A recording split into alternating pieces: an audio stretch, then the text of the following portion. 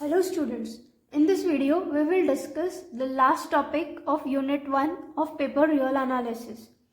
The topic is rectifiable curve. First we will see the definition.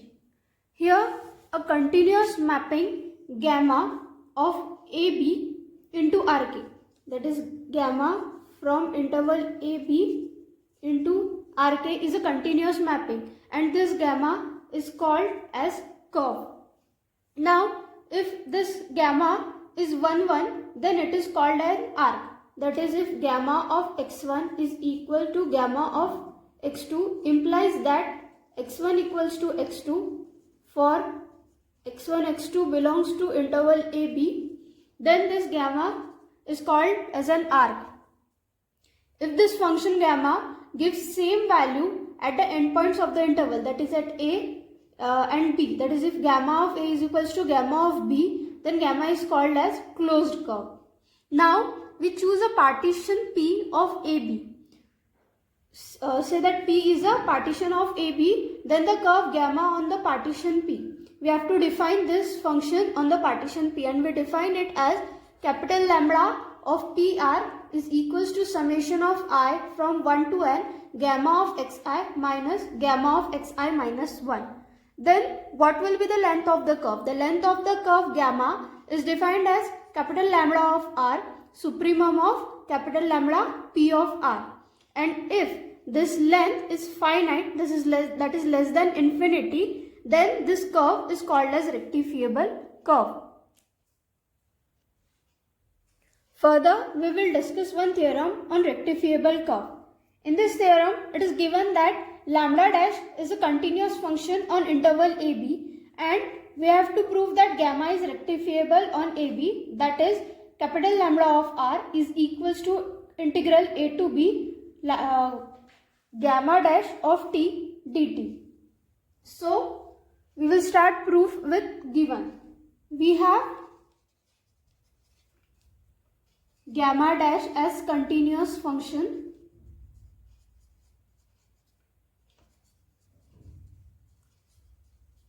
on interval AB.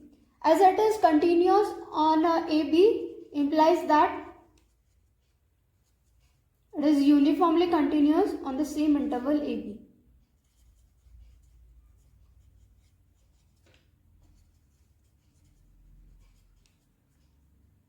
Now let A be less than xi minus 1 less than t less than xi and less than b.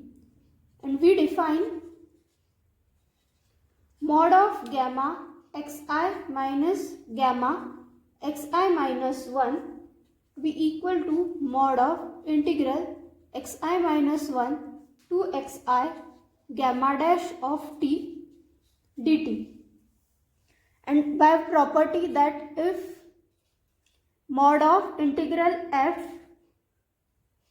dx is less than integral mod of f dx. By this property we will have mod of gamma xi minus gamma xi minus 1 which is less than integral xi minus 1 xi mod of gamma dash of t dt. Now taking summation on both sides, taking summation I from 1 to n on both sides,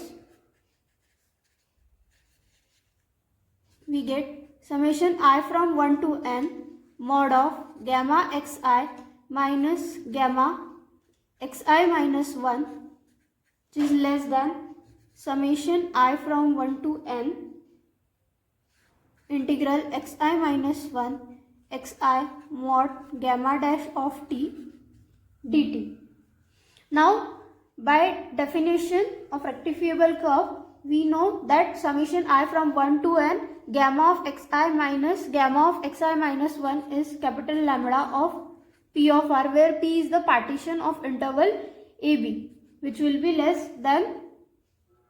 Now here we will start taking I from 1 to n. So here we get x0 integral x0 to x1 mod of gamma dash of t dt plus integral x1 to x2 mod of gamma dash of t dt up to so on plus integral xn minus 1 to xn mod of gamma dash of t dt. So by the laws of integration, here we have capital gamma of p lambda, which is less than integral x0 to xn mod of gamma dash of t dt. Now taking supremum of this,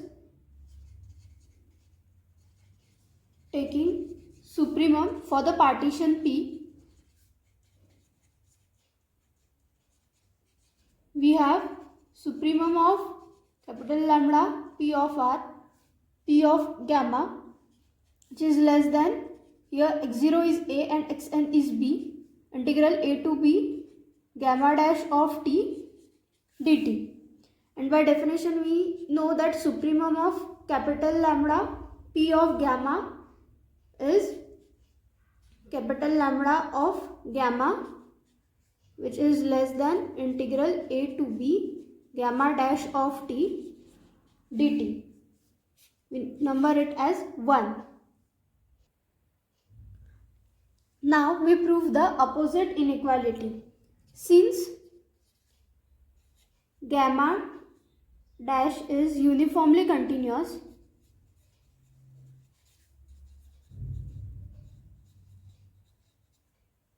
therefore by definition of continuity, for any epsilon greater than 0 there exists delta greater than 0 such that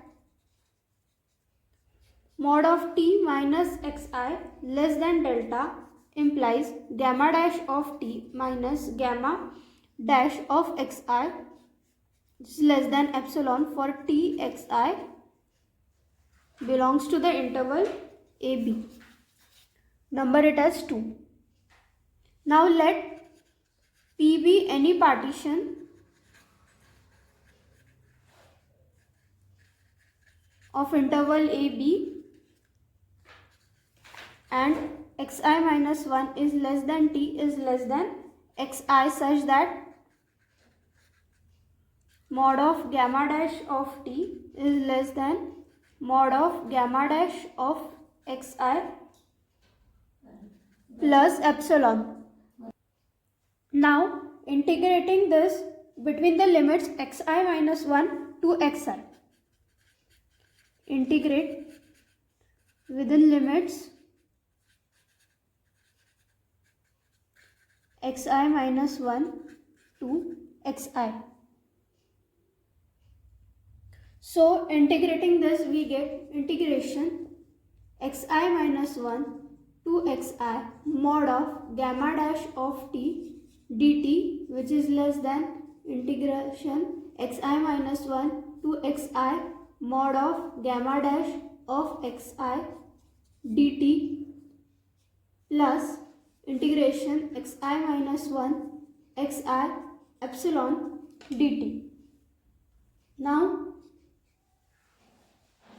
this is less than integral xi minus 1 to xi mod of gamma dash of xi dt plus taking epsilon outside of the integral, and integral xi minus 1 to xi dt is written as del of xi. Now we add the term gamma dash of t and subtract the term gamma dash of t with this term. So here integral xi minus 1 xi mod of gamma dash of xi minus gamma dash of t plus gamma dash of t dt plus epsilon del xi. Separating the mod, less than integral xi minus 1 to xi mod of gamma dash of t minus gamma dash of xi dt plus integral xi minus 1 to xi mod of gamma dash of t dt plus epsilon del xi. Now this is written as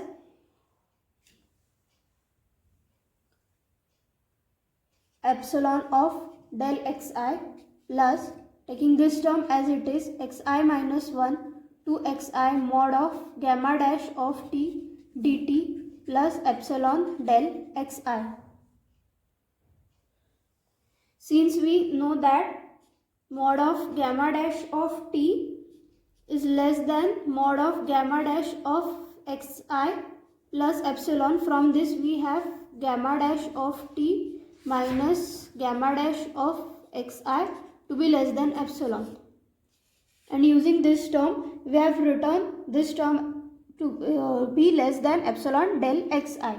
So further we have integral xi minus 1 xi mod of gamma dash of t dt plus twice epsilon del xi. Now this term can be written as mod of gamma xi minus gamma xi minus 1 plus twice epsilon del xi. So we get integral xi minus 1 to xi mod of gamma dash of t dt to be less than mod of gamma of xi minus gamma of xi minus 1 plus twice epsilon del of xy. Now we take summation for partition on AB on both sides. Now taking summation for partition P on AB on both sides, we get here A to B gamma dash of t dt, which is less than summation I from 1 to n mod of gamma of xi minus 1 minus gamma of xi plus summation I from 1 to n twice epsilon del xi. So by definition this is capital lambda of gamma plus twice epsilon, and summation I from 1 to n del xi is b minus a. By definition this will be capital lambda of p gamma. Now take supremum on partition P. We have integral a to b mod of gamma dash of t dt, supremum of capital lambda p gamma plus twice epsilon b minus a. By definition this is capital lambda of gamma plus twice epsilon b minus a. Now since epsilon is arbitrary, so let epsilon tends to 0. So therefore integral a to b mod of gamma dash of t dt will be less than capital lambda of gamma. Let it be number 3. So from 1 and 3 we have capital lambda of gamma is equal to integral a to b mod of gamma dash of t dt, and therefore gamma is a rectifiable curve, and hence the theorem is proved here. Further we will discuss some examples. Before that we need to see these two formulas. Here integral m to n f of x d of, this is square bracket x, is greatest integer function.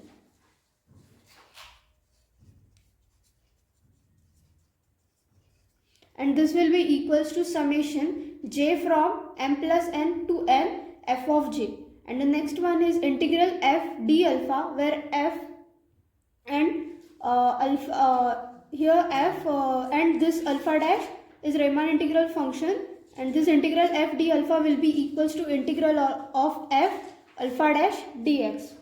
So first in this example we will use this formula. So here given solution given is I equals to 0 to 4x d of greatest integer x, and we have to prove that this value comes to equal to 10. So using this formula we have summation j from m plus 1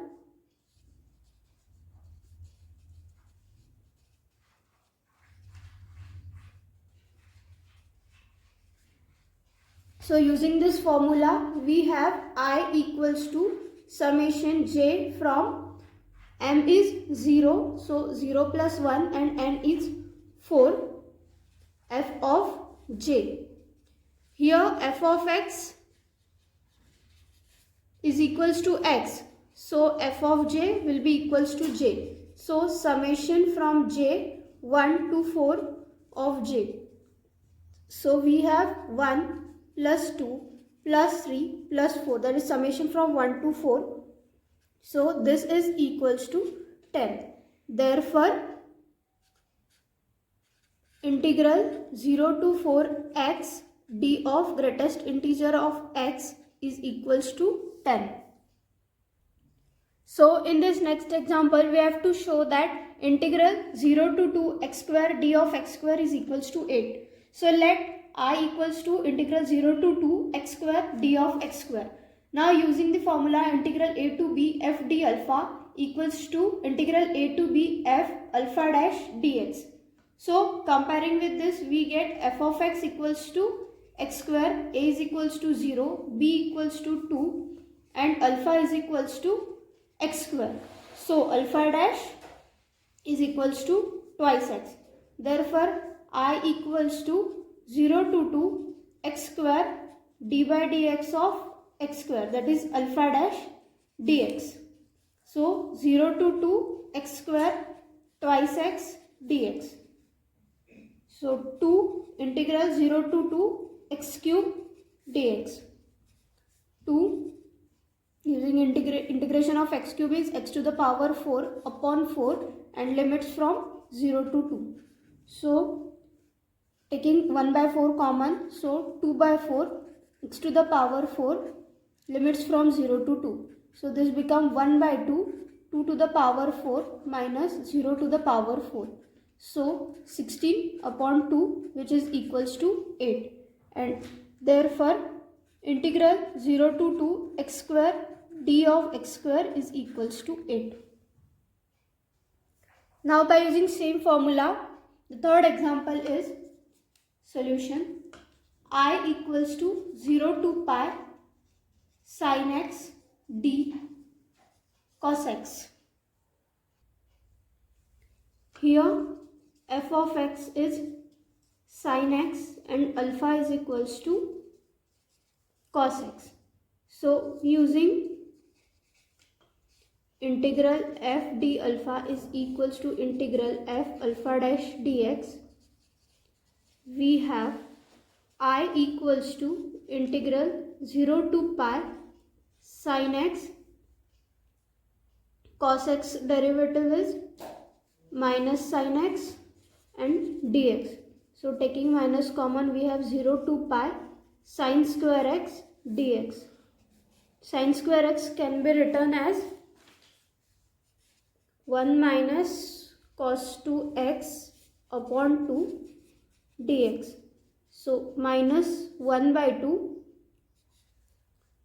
x minus sin 2x upon 2 limits from 0 to pi. So minus 1 by 2 pi minus sin 2 pi upon 2 minus 0 minus sin 0 upon 2. So minus 1 by 2 pi sin 2 pi is 0 minus 0 and sin 0 is also 0. So pi, and here we get minus pi by 2. Therefore integration 0 to pi sin x d cos x is equals to minus pi by 2.